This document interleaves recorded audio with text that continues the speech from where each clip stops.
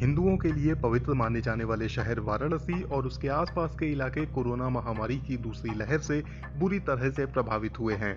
इस क्षेत्र के नाराज लोग अब ये सवाल पूछ रहे हैं कि उनके सांसद और भारत के प्रधानमंत्री नरेंद्र मोदी जरूरत के वक्त पर कहां हैं। वाराणसी में स्वास्थ्य सुविधाएं बुरी स्थिति में हैं, मरीजों को हॉस्पिटल में बेड नहीं मिल रहे हैं, ऑक्सीजन नहीं मिल रहा है, एम्बुलेंस सेवाओं की दिक्कत है और एक कोरोना टेस्ट कराने में लोगों को हफ्तों इंतजार करना पड़ रहा है। शहर के लोगों का कहना है कि मार्च में ही मुसीबत की आहट मिलने लगी थी। दिल्ली और मुंबई में अधिकारियों ने पाबंदियां लगानी शुरू कर दी और मजबूर होकर प्रवासी मजदूर अपने गांव शहर की ओर लौटने लगे। वाराणसी और उसके आसपास गांवों में भीड़ से लदी ट्रेन, बस और ट्रक पहुंचने लगी। कई लोग तो होली के लिए लौटे थे। होली 29 मार्च को थी। कुछ पंचायत चुनाव में वोट देने के लिए आए थे। विशेषज्ञों की सलाह के खिलाफ जाकर ये चुनाव 18 अप्रैल को कराए गए। पत्रकारों का कहना है कि चुनाव ड्यूटी पर तैनात किए गए 700 से ज्यादा शिक्षकों की मौत कोरोना संक्रमण के कारण हो गई और चुनाव के कारण बीमारी तेजी से फैली। वाराणसी के अस्पताल बहुत जल्द भर गए और लोगों को उनके हाल पर छोड़ा जाने लगा। इलाहाबाद हाईकोर्ट ने 19 अप्रैल को वाराणसी समेत 4 अन्य शहरों में हफ्ते भर के लिए लॉकडाउन लगाने का आदेश दिया था, लेकिन राज्य सरकार ने इस आदेश को मानने से इनकार कर दिया और इसे सुप्रीम कोर्ट में चुनौती दी। राज्य सरकार की दलील थी कि उसे जीवन और आजीविका दोनों को ही बचाना है।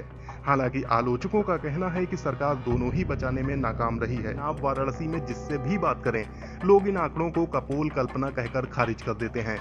हरिश्चंद्र और मणिकर्णिका घाट के पास के इलाके में रहने वाले एक पुराने शहरी ने बताया कि इन दोनों घाटों पर पिछले महीने लगातार लाशें जल रही हैं। उन्होंने बताया कि इससे पहले इन दोनों घाटों पर हर रोज 80 से 90 चिताएं जला करती थीं, लेकिन पिछले महीने से यहां तकरीबन 300 से 400 चिताएं जल रही हैं। वाराणसी के एक व्यक्ति ने हाल ही में एक वीडियो पोस्ट किया था जिसमें एक पतली सी गली के दोनों किनारों पर शव कतार में रखे थे और ये लाइन तकरीबन 1 किलोमीटर लंबी थी।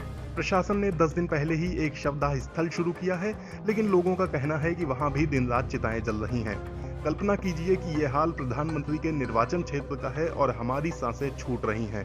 प्रधानमंत्री नरेंद्र मोदी अक्सर ही वाराणसी, उसके लोगों और गंगा नदी के प्रति अपने खास लगाव का जिक्र करते रहे हैं, लेकिन जब ये शहर कोरोना की तबाही से जूझ रहा है और यहाँ की स्वास्थ्य सुविधाएं चरमरा गई हैं, प्रधानमंत्री मोदी ने अपने निर्वाचन क्षेत्र से दूरी बनाकर रखी है।